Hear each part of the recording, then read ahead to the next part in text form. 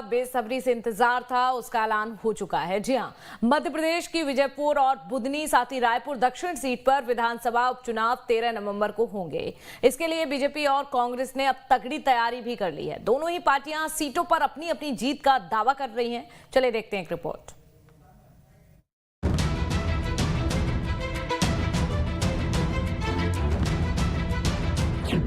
बज गया बिगुल, सज गया मैदान। एमपी छत्तीसगढ़ में फिर होगा घमासान। उपचुनाव का रण कौन दिखाएगा दम।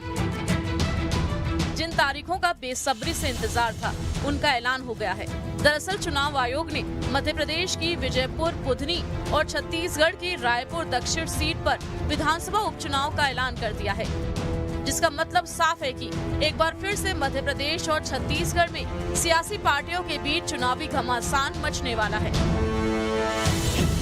मध्य प्रदेश और छत्तीसगढ़ में उपचुनावों की तारीखों का ऐलान हो गया है। मध्य प्रदेश की बुधनी और विजयपुर सीट पर 13 नवंबर को वोटिंग होगी, जबकि 23 नवंबर को वोटों की गिनती होगी। जबकि छत्तीसगढ़ की रायपुर दक्षिण सीट पर भी 13 नवंबर को मतदान होगा, जबकि 23 नवंबर को मतगणना होगी। सबसे पहले आपको मध्य प्रदेश की बुधनी और विजयपुर सीट के बारे में बताते हैं। मध्य प्रदेश के पूर्व मुख्यमंत्री शिवराज सिंह चौहान के सांसद बनने के बाद बुधनी सीट खाली हुई थी, जबकि विजयपुर से विधायक रामनिवास रावत के बीजेपी में शामिल होने से वहां की सीट खाली हुई थी। बुधनी सीट साल 2008 से बीजेपी का गढ़ बनी हुई है। विजयपुर सीट कांग्रेस का गढ़ थी। यहाँ से रावत 6 बार कांग्रेस से विधायक रहे। साफ है, बुधनी में बीजेपी अपनी जीत के लिए आश्वस्त है, जबकि विजयपुर सीट पर कांग्रेस अपना दावा ठोक रही है, क्योंकि विजयपुर सीट से रामनिवास रावत 6 बार कांग्रेस की तरफ से विधायक रह चुके हैं। ऐसे में सीट को जीतने के लिए बीजेपी को एड़ी चोटी का जोर लगाना होगा। दूसरी ओर बात छत्तीसगढ़ की करें तो यहाँ बृजमोहन अग्रवाल के सांसद बनने के बाद रायपुर दक्षिण सीट खाली हुई थी। बीजेपी के सीनियर नेता और पूर्व मंत्री बृजमोहन अग्रवाल के रायपुर से सांसद चुने जाने के बाद उन्होंने सीट से इस्तीफा दे दिया था, जिसके बाद यहां उपचुनाव की स्थिति बनी है। रायपुर दक्षिण विधानसभा सीट बीजेपी का मजबूत गढ़ मानी जाती है। रायपुर दक्षिण विधानसभा सीट बीजेपी का मजबूत किला मानी जाती है। बृजमोहन अग्रवाल 1990 से 2023 तक लगातार यहां से 8 विधानसभा चुनाव जीत चुके हैं। 2023 के विधानसभा चुनाव में उन्होंने छत्तीसगढ़ में सबसे बड़ी जीत हासिल की थी। बीजेपी ने 2024 के लोकसभा चुनाव में उन्हें रायपुर से प्रत्याशी बनाया था, जहाँ जीत हासिल करने के बाद उन्होंने विधायकी से इस्तीफा दे दिया था। साफ है, एमपी और छत्तीसगढ़ में चुनावों का ऐलान तो हो गया है। ऐसे में अब दोनों ही राज्यों में बीजेपी कांग्रेस इन सीटों पर जीत का परचम लहराने की कोशिश करेगी। Team news state. और मध्य प्रदेश में भी अपना कुनबा बढ़ाने के लिए बीजेपी ने सदस्यता अभियान चलाया हुआ है। सदस्यता अभियान को बीजेपी ने संगठन पर्व का नाम दिया। 2 चरणों में मनाए जा रहे संगठन पर्व के आखिरी दिन पूरे सूबे में बीजेपी कार्यकर्ताओं ने पूरी ताकत झोंक दी है। देखिए ये रिपोर्ट।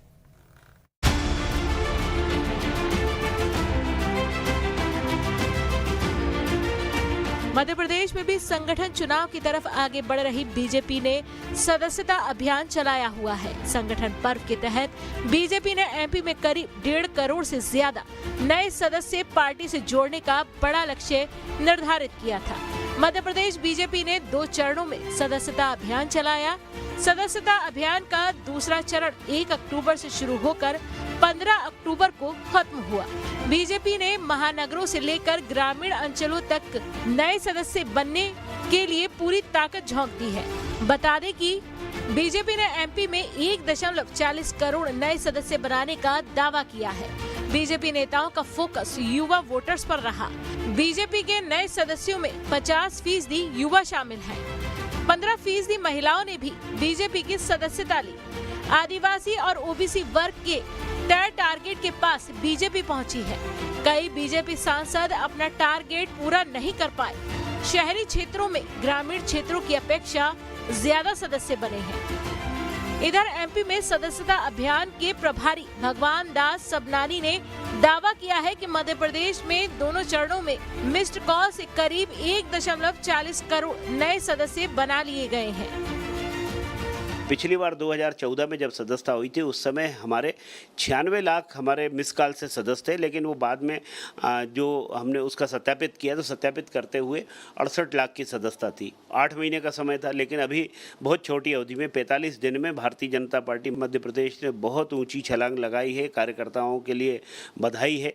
तो कार्यकर्ताओं ने मेहनत करके आज 1,40,00,000 से ज़्यादा सदस्यता हो गई, उसमें फॉर्म फिल्ड भी है और 1,20,00,000 से ज़्यादा तो परसों की स्थिति अभी और लगातार बढ़ रही है। उधर बीजेपी के दावों पर कांग्रेस नेता कई तरह के सवाल उठा रहे हैं। भारतीय जनता पार्टी की जो सदस्यता है वो पूरी तो हो नहीं पा रही। मिस कॉल का छद्म करने के बावजूद भी जिसको जो है राशन की दुकान, आंगनबाड़ी, दुनिया भर का दुरुपयोग करने के बावजूद भी लक्ष्य पूरा नहीं हो रहा है। राजनीतिक दल तो जो है संचेतना के साथ जनता से जुड़ने का काम करता है, उसके हितों के लिए काम करता है।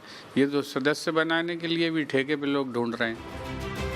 किसी भी दल की ताकत उससे जुड़े कार्यकर्ताओं के रूप में पहचानी जाती है। ऐसे में मध्य प्रदेश में बीजेपी एक बड़ा दावा करते हुए खुद को सबसे बड़ी पार्टी होने का दावा कर रही है, तो कांग्रेस बीजेपी के दावों पर सवाल उठा रही है। भोपाल से अतुल शर्मा के साथ टीम न्यूज़ स्टेट।